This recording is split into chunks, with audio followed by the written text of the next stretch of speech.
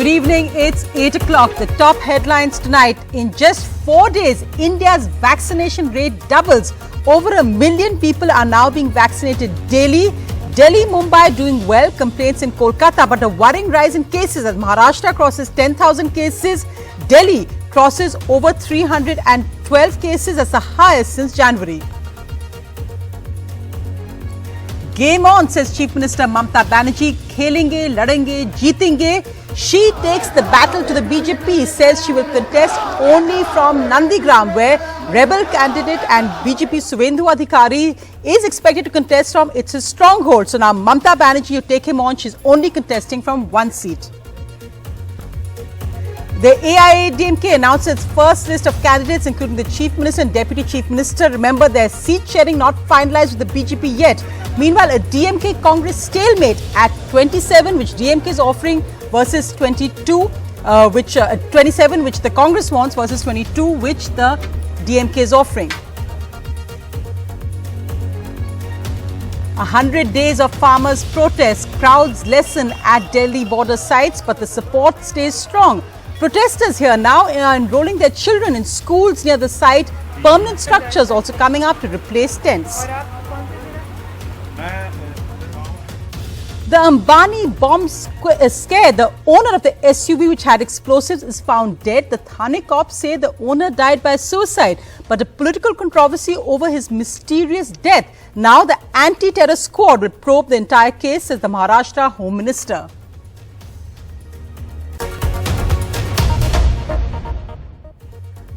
Our lead story tonight, well, the game is well and truly on. Paraphrasing a popular campaign song of Mamata Banerjee's Trinamool Congress, the Chief Minister today announced all the candidates of the Trinamool Congress, and she took the battle to the BJP's court, contesting only from one seat of Nandigram. Now remember, Nandigram is the stronghold of a political rival, Suvendu Adhikari, who quit the TMC, considered at one time her number 2 in the party. Nandigram, of course, where Mamata Banerjee first began, in a sense, her political battle against the left from, and she said this is where she will contest from. Her seat, which she is sitting from, she's given to a loyalist.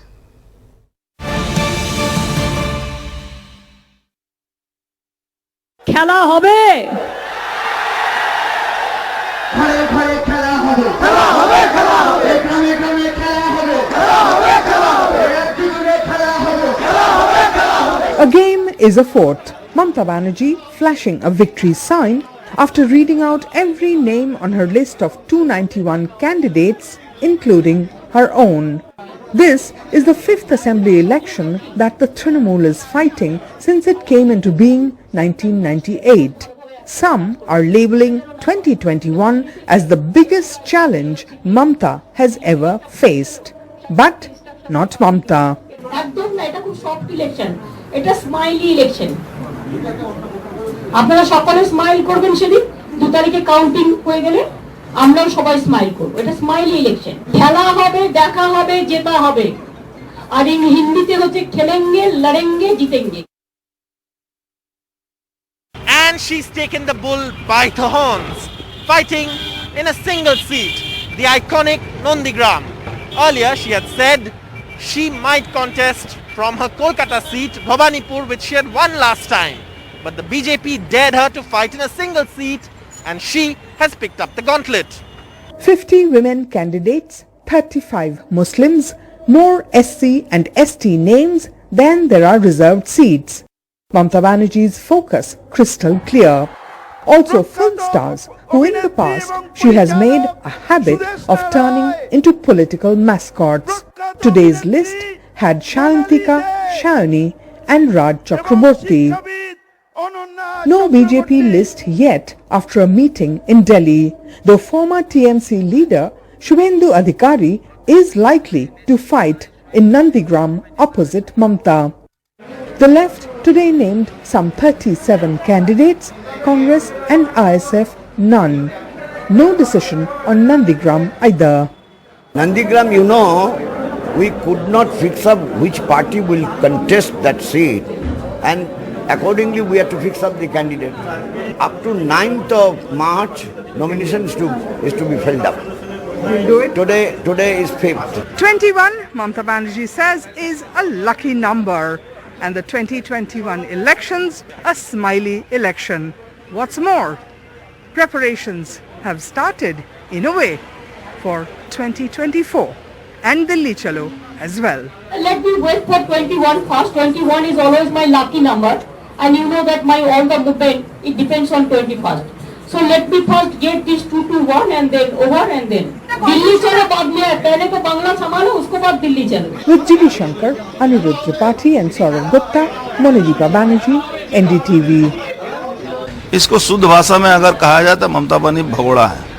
वो अपना चुनाव क्षेत्र छोड़ के भाग गए।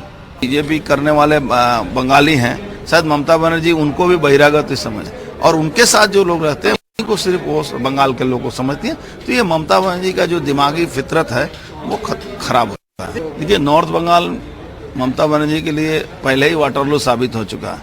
अब south Bengal और आर बंगाल का बारी है, यहाँ भी हो जाएगा। 200 पार का टारगेट है और लिस्ट देखने के बाद निश्चित है कि 230 के ऊपर जाएगा।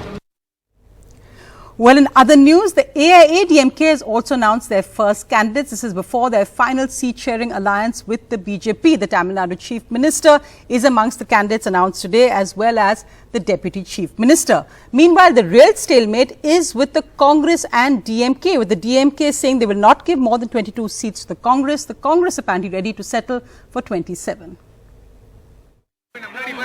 A climb down by the Congress in Tamil Nadu. But the DMK is driving a hard bargain. The Grand Old Party is asking for 27 seats now. That's 8 less than its earlier demand.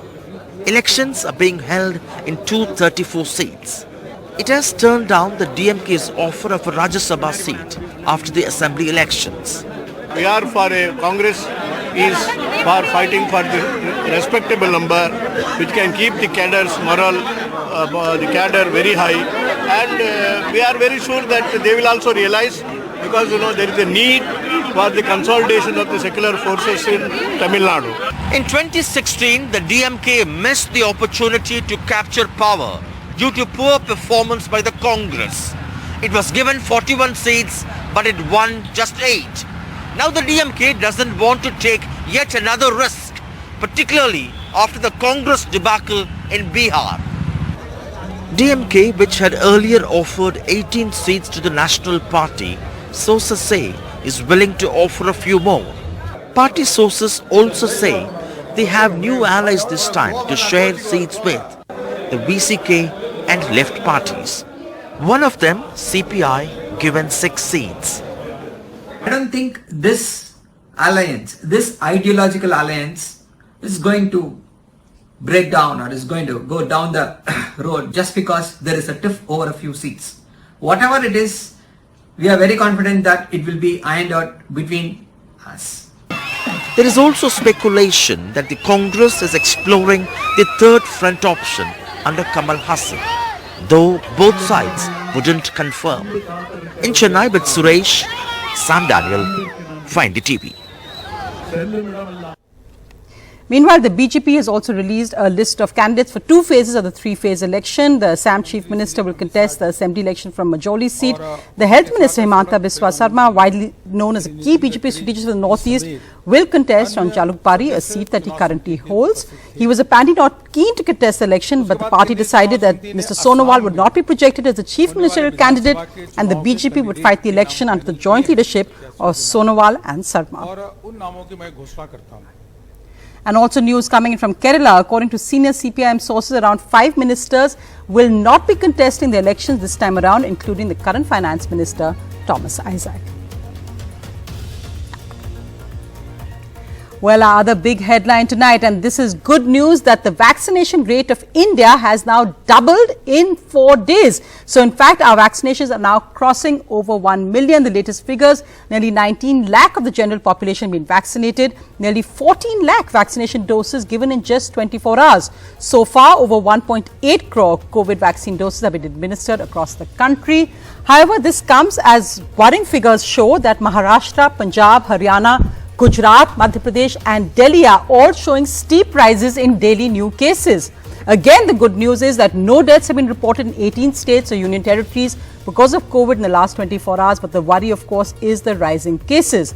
So let's just look at the last 4 days and how India's vaccinations have gone up. We can see on the 1st of March, it was about 5.5 lakhs. Then on the 2nd, it was 7,66,000. By the 3rd of March, a huge jump, nearly touching 10 lakhs. And now on Thursday, it was nearly at 14 lakhs. So a big jump by India in daily vaccinations, especially if you look now compared to the world. On Thursday, the US had touched 5.4 million, the UK 2.1 million. They both started much before us for the general public, and India already at 1.4 million. So we're racing ahead. But the latest numbers just coming in show a big spike again in Maharashtra and in Delhi cases. In Delhi, there were 312 COVID cases in the last 24 hours. Now, this is the highest since January the 15th.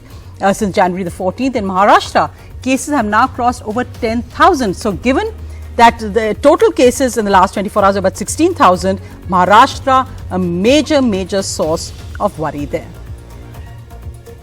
Let's just look now at the Maharashtra vaccinations, which are also going up but need to battle that infection rate.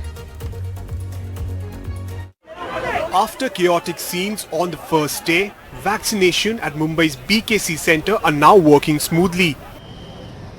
That's encouraged people like 72-year-old Preeto Manhassis, who has stepped out of his house after nearly a year. He got a shot in about half an hour. I was in the house for the last 1 year. Didn't go out for the last 1 year. So I said that I'll take the vaccine and then go out of the house. So I was waiting. So the minute I got an opportunity, I didn't waste time. I came for the vaccine. Ramaban and Hitesh Kothari plan to travel out of Mumbai for the first time now that they've got the jab. Although doctors say it is safe to travel after taking the vaccine, but all COVID precautions must be taken. हमारे आसपास में जिसकी मृत्यु हुई है, उसे देखते हुए हम लोग ये वैक्सीन लेने का पहले से कर चुके थे और हम लोग को आज जल्दी मौका मिल गया. Thank you government. पहले दिन जो है वो 1800 लोग आए थे, कल 3460 लोग हो गए. तो आप देख सकते हो नियरली डबल हो रहा है. Daily vaccine shots for the general public are up 10 times in just 4 days, helped by the move many more private hospitals to open vaccine centers. Corona cases are on the rise in Maharashtra in what looks like a third wave. While people in large numbers are reaching at the vaccination centers, the rise in COVID cases across the state is a matter of concern for the government. While the government is still trying to figure out the actual reason for the rise in such COVID cases, the sample report sent to NIV, the report of that is awaited, in which it would be actually clear that why there has been a sudden spike across Maharashtra. In Mumbai, with camera person Rajendra Dayalkar and Praveen Jirohit, Sohit Mishra, NDTV. Moving now to our special focus. Well, it's been 100 days of the farmers' protest. They've protested through the cold. They're sitting now in the sun as well. Let's just look at what the numbers are. Well, in early January, there were approximately 55,000 people at the Delhi-Haryana border at Singhu. On 25th January, that was the day before the huge Republic Day protests, which also turned violent, there were around 2 lakh people at the site. Today, there are about 35,000 people here. Now, what are their plans ahead? Well, Meher Pandey reports, because while the numbers are less, the spirit here is still extremely strong.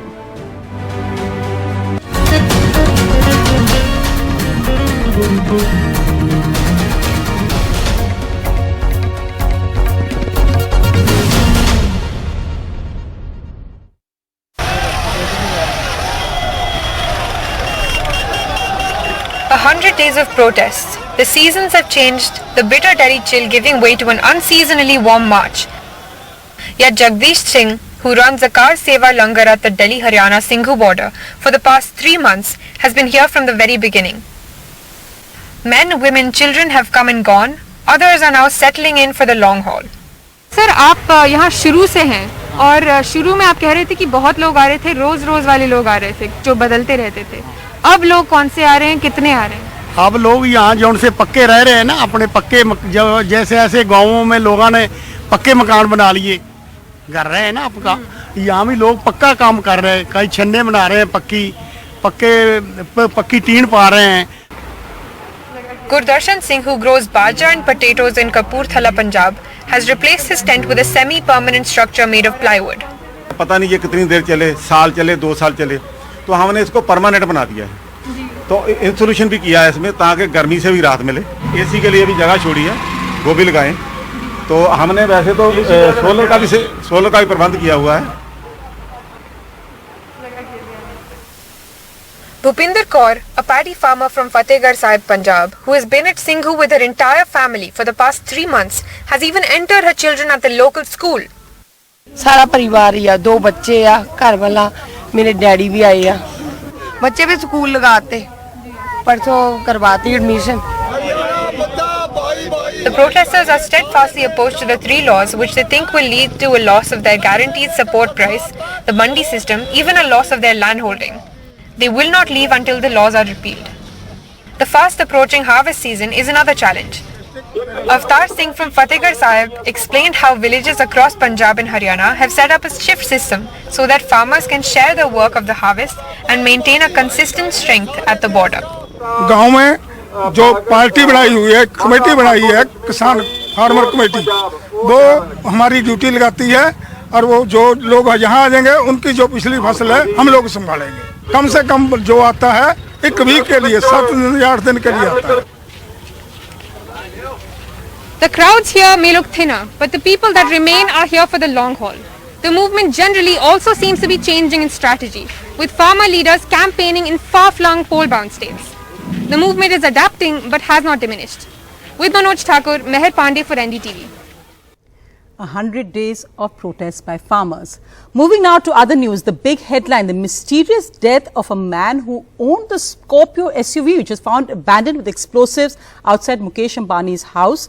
Why and how exactly did he die? The cop says suicide, but now the Maharashtra Home Minister has ordered an anti-terror squad investigation. Sohit joins us on that, but let's hear what the Maharashtra Home Minister has to say first. जिनके कब्जे में वो गाड़ी थी मनसुख हिरेन, हाल वो उनके मालकी की गाड़ी नहीं थी, उनके कब्जे में थी। वो मनसुख हिरेन की बॉडी आज सुबह थाना में मिल चुकी है मुंब्रा में। उसकी पूरी जांच चालू है। बॉडी का पोस्टमार्टम करके उसके डेथ की वजह क्या है उस सब डिटेल मालूम पड़ेगा। पूरी टीम, एक टेक्निकल टीम उसका पोस्टमार्टम करेगी और ये पूरे जांच की जवाबदारी हमने ATS को दी है। Sohit, now this new twist and the tragic death of a man in this has become a huge political controversy. First, the police said that it's death by suicide. Now the Home Minister says we're going to have this investigated. What are the latest details you have? Well, that's right, Sonia. While the Home Minister has announced that the investigation will now be done by the ATS, former Chief Minister of Maharashtra, Devendra Fadnavis, called the entire investigation as fishy, and he has demanded that the NIA should take over the probe. Now, there are few questions that the former Chief Minister has raised. Number one, he is saying that if Mansukh Hiren was the prime witness, why was there no security given to him? That is the first question. Apart from attacking the government, he is also attacking Sachin Vaze, the investigating officer known as the encounter specialist, who is also popularly known for arresting Arnab Goswami, and he is looking after the TRP case. So Devendra Fadnavis is saying that he has found call records between these two people, the prime witness as well as the investigating officer, and that is the reason he wants this to be probed by the NIA, and it would be very important to see that what happens next, as Home Minister has already said that the ATS will take over the entire investigation. Absolutely, and of course we also that fiasco where first the Mumbai police said that a terror group has claimed responsibility, then they said they haven't claimed responsibility. So this is really extremely mysterious case. Thanks, Sohit, for that update.